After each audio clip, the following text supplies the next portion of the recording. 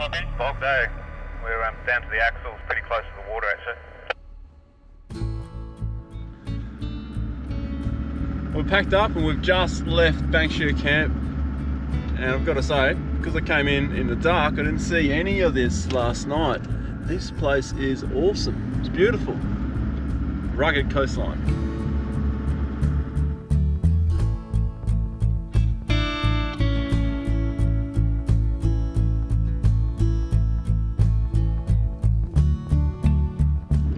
Everyone has one place they've always wanted to go to, but for some reason you haven't been able to do it. Whether your trip's been postponed, place has been closed, or other plans just came up. We have vehicle problems, you just couldn't make it on the trip. I myself have one of those places, and it's called Broke Inlet, which I'm on the way to now, and hopefully the bloody gate's open this time, because 6 times before, not kidding, 6 times, southwest of WA, place I've tried to get to and I haven't seen. And I've seen most of the southwest of WA. It's either been blocked by flooding, or it's been on fire once as well, or it's just been closed, seasonally closed, because, well, the tracks get flooded over because the inlet breaks or whatever. I guess that's why it's called Broke Inlet. So hopefully, 7th time lucky. Let's see how we go.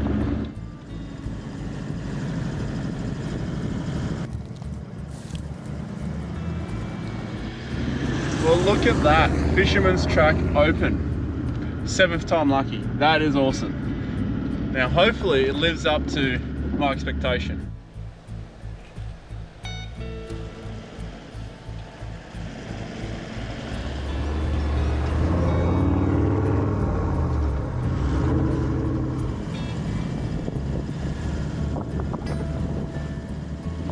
Tracking away into Broke Inlet is basically a sand track rolling over some hills. It's quite nice, quite smooth, a little bit corrugated at times. Lots of grass trees around, plenty of peppermint trees. So if you want a bit of a soap bush wash, they got you covered there. And every now and then it'll dip into these swampy areas where there's heaps of paperbark with a sprinkle of a bit of wattle tree here and there. It just keeps changing. It's a pretty cool track. It definitely sings the southwest of WA.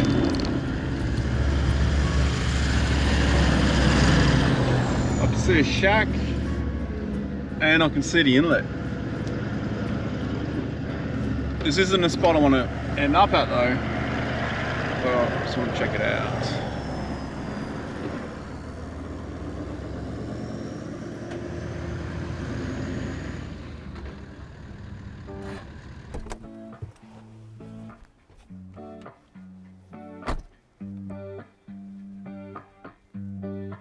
That is a nice rustic shack.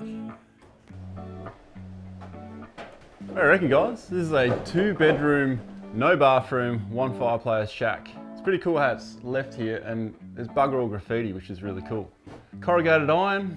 Man, imagine living out of this thing for months on end, doing some fishing. There's something I spotted outside. Check this out. Hang on. Is that a potato or a potato? That's a potato. And that's a potato. How the hell does Ronny know that this is a potato?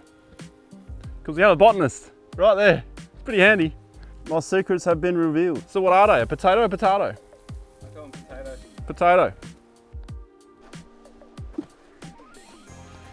Now this sign has got me really confused. You can't bring a dog because it's a national park. You can't have a fire here, but you can bring your bin chicken.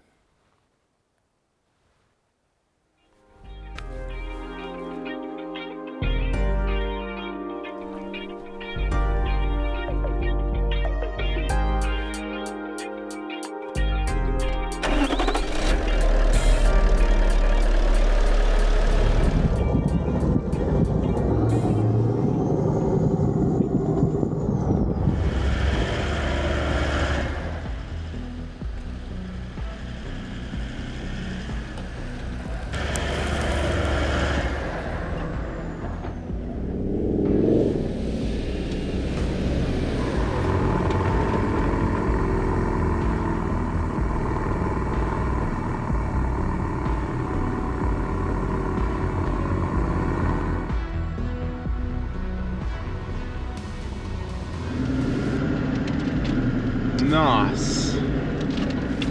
This is beautiful. Well, I've got to say, so far, this place is definitely living up to expectation. This is amazing, really, where I am. This looks like a pretty good campsite. Grass area too. This is pretty cool. Well, let's cruise further up to the mouth and check that out. Well, this is pretty cool. The iconic West Australian black swan, found on the WA flag. Fun fact, swans are partners for life. So who is this third guy tagging along? We're officially parallel on the inlet. It's just the water is lower. Plenty of wheel tracks here though, so I'm not too worried about sinking in the sand. There are some places where you would drive close to something like this and you would just sink. The whole sort of edge would be like a big blob of jelly, and once you sit on it, yeah, good luck getting out.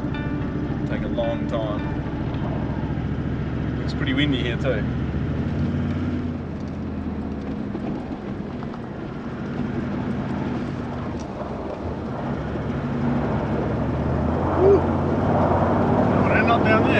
You end up down there, you're in for a bad time. That is rough. Looks like there's a storm behind us too. So I think we'll definitely head back to the first spot that we were looking at. Definitely.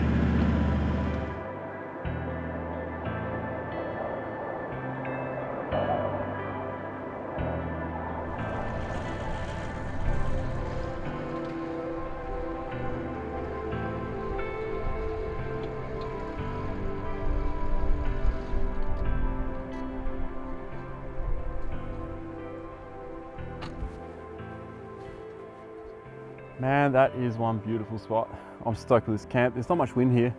So a lot of people probably wonder why, you know, people like myself spend all that money on their vehicle and just create this monstrosity vehicle so they can go anywhere. I mean, there are some reasons for it, but the main purpose of having a vehicle for me that can go off-road is to go camping. So I can get rid of, you know, the background noise of everyday life and just get rid of that artificial light, come to camp and light a fire. Now, the best part about this is you don't need to have something fully kitted out like this. You could do it just in a standard four-wheel drive. Just throw your esky in the back, grab your camping gear and just head out here. It's such a good de-stressor just to come out here. So, and I'm sure most of you guys watching can relate to that. But for those who don't understand or don't get it, well, just come out here and try it. Once you sit around the fire and you're sitting with good company, I mean, I've never really ever met an unhappy camper. Except for maybe the one time we rocked up the camp at 2 AM and we threw some lights on him, we didn't know he was there. Yeah, he wasn't too happy. Anyway, let's light a fire.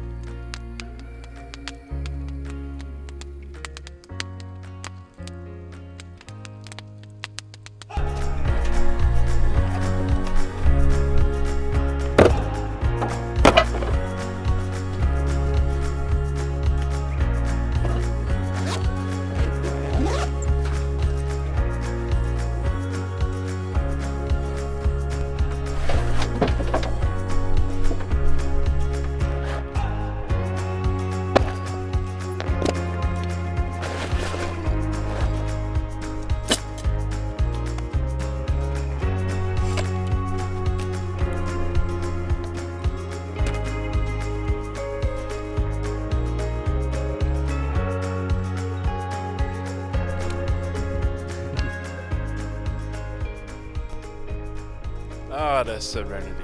Time to do some fishing.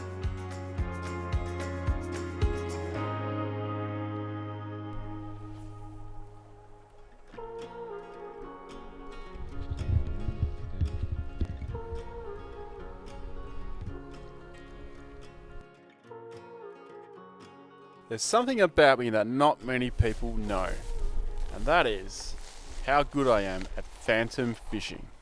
I am the master. Also, I'm not a bad cook.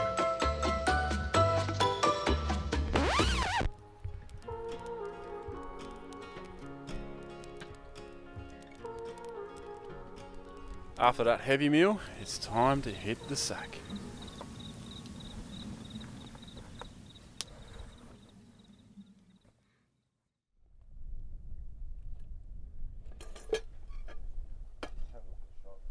Morning all. Don't you hate it when you pull out your cast iron and it's rusty as hell and no one's got steel wool? Got a bit of a tip for you. We'll get some sand and we'll get this out. It's pretty abrasive. Oh yeah, works a treat. That looks pretty good to me. Bit of paper towel, get the sand out so we don't end up with sandy eggs and bacon. So although we do have the Cafe Prado over there, the camera car, we do have ability to cook on gas, but I brought all this firewood in. I want to cook on the fire, just enjoy that with camp. So my turn to cook breakfast, all in the wok. Nice and easy.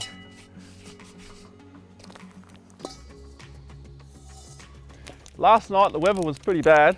Tried a bit of fishing, no luck, I think because of the weather. Anyway, lucky I got bacon and eggs because there's no fish this morning. And today we are going to look for a... Hang on a sec, guys.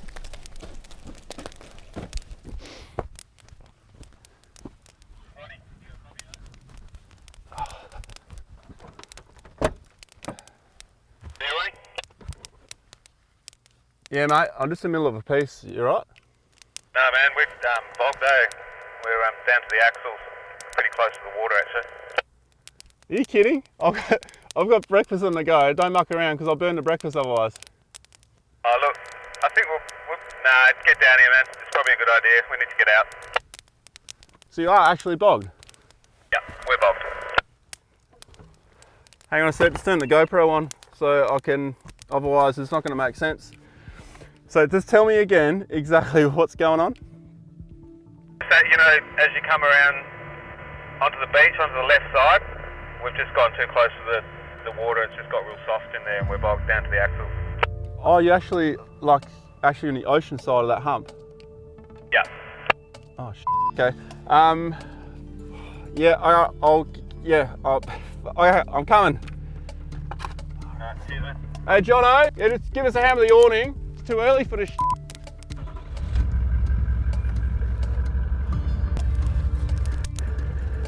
Half this shit's going to be missing when we get back. And that's why it pays to leave your UHF radio on when you're at camp. I was going to wrap this up in my jacket. Yeah, have you tried max tracks or anything yet? Nah, we tried, man. We can't get out. Have you got a snatch strap with you? Yeah, I've got a winch as well anyway. You got a winch too. You're facing forward or backwards? Facing forward. The back diff lock on, that didn't work. We've got the max chocks underneath, you see here, but they're just not working either. So yeah, Ronny should be here shortly and we're going to try and do a snatch recovery. So see how we go. Ronny, you there, mate? Yeah, still here. Yeah, that tide's actually coming in, I reckon. Yeah, I'm almost there, man. You'll be right. But I can see the waves from here. Yeah, it was a bit of a bummer. I just took the vehicle over that little hump as it came in. It just got so soft, and I tried to turn away and just started crabbing and dug me in. What, the one I warned you about yesterday? I think I was too busy watching the waves. Yeah, it's just starting to lap the wheels now. One thing with recovery is don't panic. And this morning, I wouldn't say I panicked, but I was in a state of tiredness, haven't eaten breakfast. I was in the middle of cooking. Did you take the food off the... No, none of us did. No. So the food's back there burning. There's Jono. The food's back there burning. Empty stomach. They got empty stomach as well. He'll be freaking out a bit because he's closer to water from what he was saying.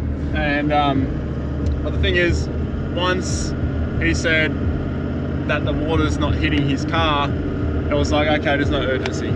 But now he's saying the water is hitting the car and urgency's back on. But what I want to stress though, in this situation, I'm not going to absolutely flog it there because that's when things can go wrong. Just take it nice and easy. If you get there a few seconds later, it's better off than doing something stupid. I'm also already in low range so that when I get to the beach, because it's obviously soft because he's bogged himself, I don't want to be faffing around trying to find low range. So I'm in low range already. It's a short drive there. And I can see the ocean, but I can't see him. I can see his trucks. His trucks. Was he left or right? Left. Still no scene. See waves. Oh, there he is. Alright, here we are. First thing I'm going to do is calm him down because I reckon it's just rogue waves hitting his car. Easy for me to say though. I'm not the one who owns the car. He's definitely bogged. Get a shot of that. You can't park there. Huh? You can't park there. Why not? So was that too soon? Nah, it's all good. It's just rogue waves though. Oh, actually, they're pretty close to you. No, they're coming up. They're Okay, right. Just watch his up.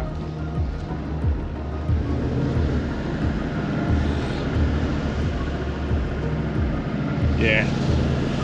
You don't want to be stuck there on your own. I saw one Max Trax under a tyre. I'm guessing the other one's buried under the sand. I'm just going to compact the ground before I can get out. It's probably like, where are you going?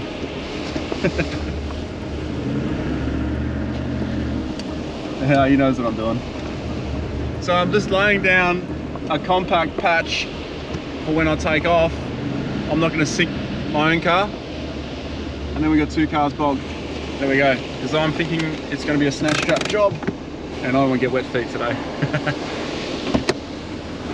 do you want to get a shot of you going, like, showing the tracks, going backwards and forwards? Are you serious? Huh? Oh, for the shot, mate. Should we get you out first? You alright? Yeah. No, let's get you out there. Bloody hell. The cameraman always thinking about the shot even when his car's in jeopardy. Good idea. It's not that bad. It could be a lot worse. Oh, your car's wet. Yeah. I think it's more just the water coming in that sort of freaks you out a bit. Yeah. Have you tried the rear locker? I tried the rear locker. That didn't work. So. I know it's easy for me to say because it's not my car, but I think you'll be fine because you definitely tried to lock it in now. Nah, it's not. Yeah. I tried to go forward and back, and it's just, if I go back, it seems to just be digging me in. Don't go back. What's the plan then? How are you going to get out of this? I reckon kinetic rope or winch, but we should lower your tyres. What are you on? I'm on 18 now. So go down to 12. Yeah. And don't worry about that. So what? Don't worry, but just wash your car when you get home. If I was on my own though, how would I get out of this? If you're on your own, then you have to take the back tyre off and bury it, or you'd have to go grab some limestone from over there, Right. or some bushes, and then put under the back tyres. All the time while the tide's coming in. Yeah. Oh, jeez. So yesterday when I drove out here, and that's why I said to you, like Watch you taxi that, by surprise. Yeah. You're driving over, you're looking at the waves, and then all of a sudden there's this drop off. So anyway, we'll get to the recovery.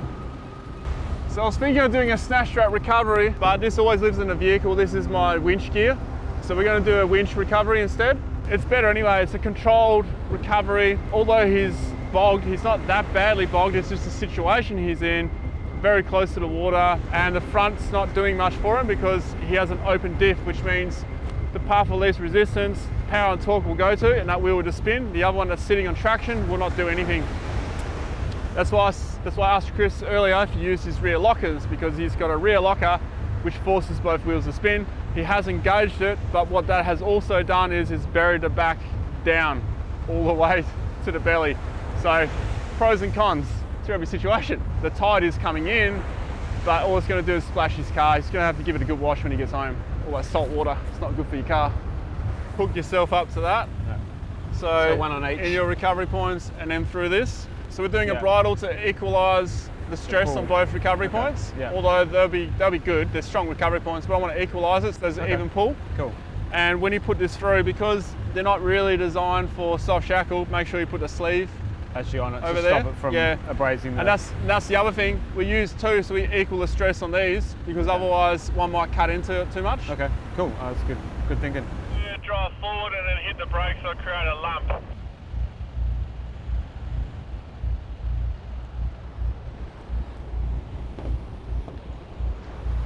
I know I'm bogged and the water's coming in, but I can't help but get a shot.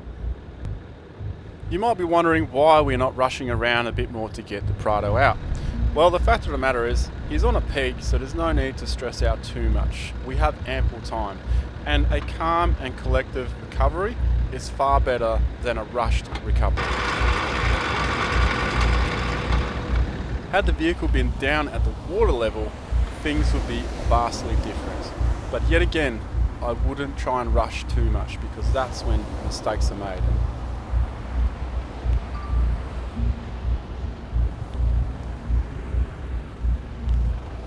This is what's called a recovery dampener.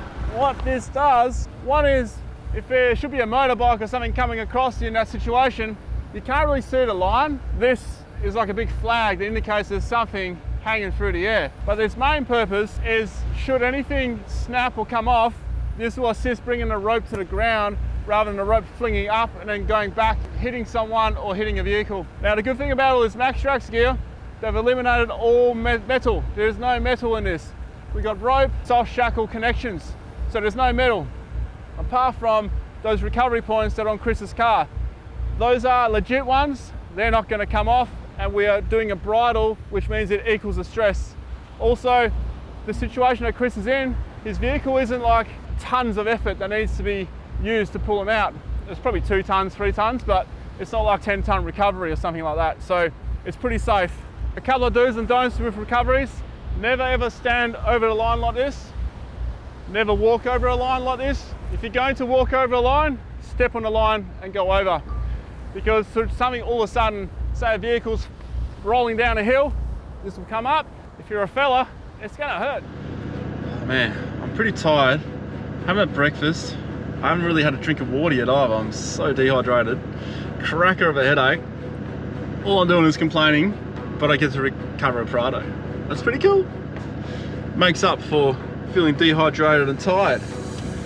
And breakfast, well, that's back down there getting burnt right now. I hope you got some more bacon, Chris. Oh, did you leave breakfast on?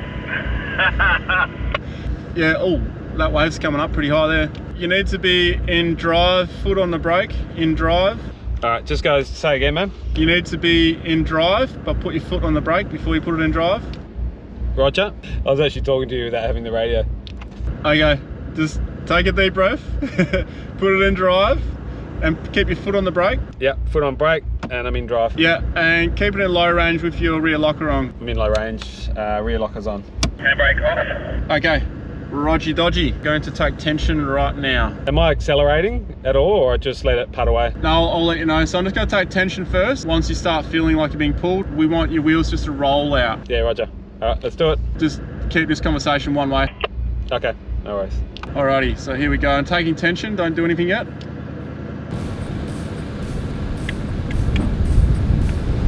Alright, I've got tension. Now let your foot off the brake. I'm going to start winching. Roger. Okay, can you accelerate a little bit? Accelerating. Yeah, looking good, man. It's going to be easy. Keep it at that speed. Roger. Okay, you're still kind of crabbing off the end there. Okay, winching, winching, winching, winching, winching. Okay, I'm going to stop now. Roger. Just try and creep forward a little bit. Yeah, keep coming and stop there. Your tyre's starting to hit the rope. Okay, I think you're out. Wicked, man. That feels better. Yeah. All right. Didn't take much to get him out. I didn't think it would. That tide was just starting to creep in as well. Whew, glad. Hooray! Man, that's pretty sunk in there, eh? Yeah. Just on that edge, hey, as it came over. Yeah, look how far you bellied out. You actually started sinking here, and that's probably what took all your mumbo. Yeah, You see you're bellying out here? yeah. Look how soft that is though, man, in there. That's Yeah. so soft. And then you can see where your wheels sunk in. Yeah. It's just, Do you reckon there would have been any way out without the winch? Like obviously, if you had 2 more MaxTrax, but you'd reckon? have to get under and dig all this out, because MaxTrax are good, but if they're under the wheels, they're going to be dragged under if you belly it out. yeah, right. So Yeah. there's a limitation to everything. Yeah. So, but get 2 more MaxTrax, you reckon? Well, yeah, but you would have had to dig out underneath. Yeah, Or you to would get have had to use under your winch, take your Yeah, spare yeah. tyre off Yeah. and bury it. Man, that's a big job though, eh? Yeah, but it's a sure way to get out. Yeah. Have you ever stuffed up like this? If you have, feel free to send us the video evidence and I'll analyse the situation. Whether it's your situation or your mate's situation, as long as it's your footage, I'll analyse it on YouTube Shorts to try and figure out how things could have gone a little bit better. Emails right there and also in the description below. When putting your winch away, it's best to put tension on it, especially if you've still got like 10 metres out, because otherwise, when you go to pull it out next time, it might bird nest on you. And usually when you need the winch, there's stuff going on and you don't want to have to deal with anything else other than getting that rope out and getting to that recovery. And the other tip is to get it even across the drum.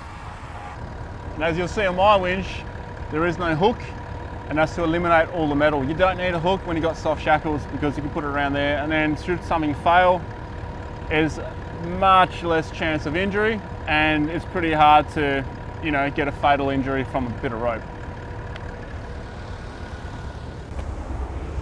Cheers, mate.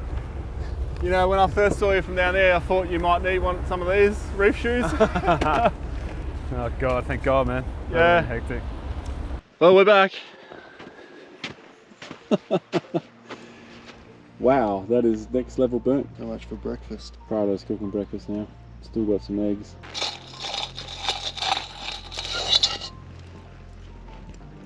Doesn't even resemble. Poor Lucky's tongs didn't get melted. Bye bye potatoes. There's Weirdo. We found him. You know it. You know it. What? Bacon. Oh mate, I've never seen bacon burnt like that ever before. Like you couldn't even be able to tell it's bacon. Are you gonna eat it? No. It'd be good for your You teeth. brush your teeth with it. Yeah, it'll clean your teeth real good. Tasty. Also, three blocks of wood left, 4 eggs, uncooked. Your tongs didn't get melted, I thought they were. Oh shit, oh that's alright. Do you want to cook on the Prado or? Yes, we are cooking on the Prado. Oh, turn around. We are definitely cooking on the Prado. There's no questions about it. How is it? Bit crispy. I'm going in for seconds. Cafe Prado producing the goods.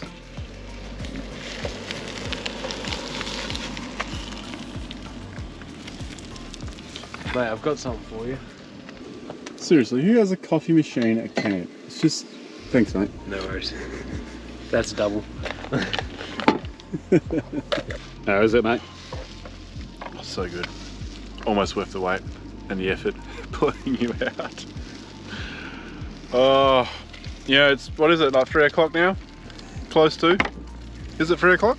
2:30. 2:30. 2:30.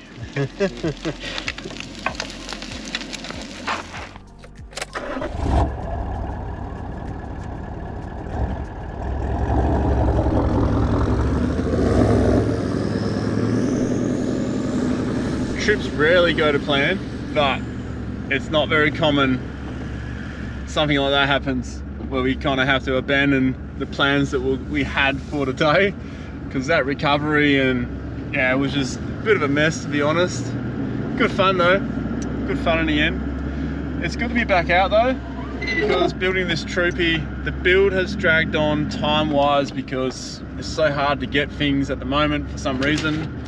But things are coming along nicely right now, and as we are out here doing this, out in the bush again, the troopy is getting a nice tune done right now. So clutch tune, the works down at PDP. So it's going to drive like this vehicle, because the troopy lacks that power, where this thing, it's a dream to drive. So looking forward to getting back as well, but I can't wait till I actually get the troopy out and then head over east, like doing like a long trip. That's what I'm most looking forward to, and that's what I really want to be doing. And I know that some of you who are watching this are probably hanging for more travel content soon-ish, hopefully. Nah, it's nearly done. Did Broke Inlet live up to my expectations? Most definitely. I reckon it's exceeded my expectations, and I'll definitely be back here again for a bit more time, spend a bit more time around camp actually, and chill out. I feel like the time here was too brief, And I'd love to hear where there is a place that you would have liked to have checked out and you've always driven past it, because everyone has one of those places. Well, I hope you enjoyed this. Thanks for watching, guys. Welcome back to the Cafe Prado channel. I'm cooking hash browns because Ronnie can't cook and he f***ing burnt all the breakfast. We're eating at 2 o'clock in the afternoon. Hang on a minute.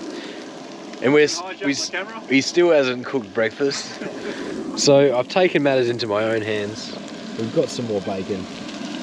Look at him. Maybe we should learn how to drive. Learn how to navigate. Take your driver fog. Enough about that. Back to what matters, my cooking segment.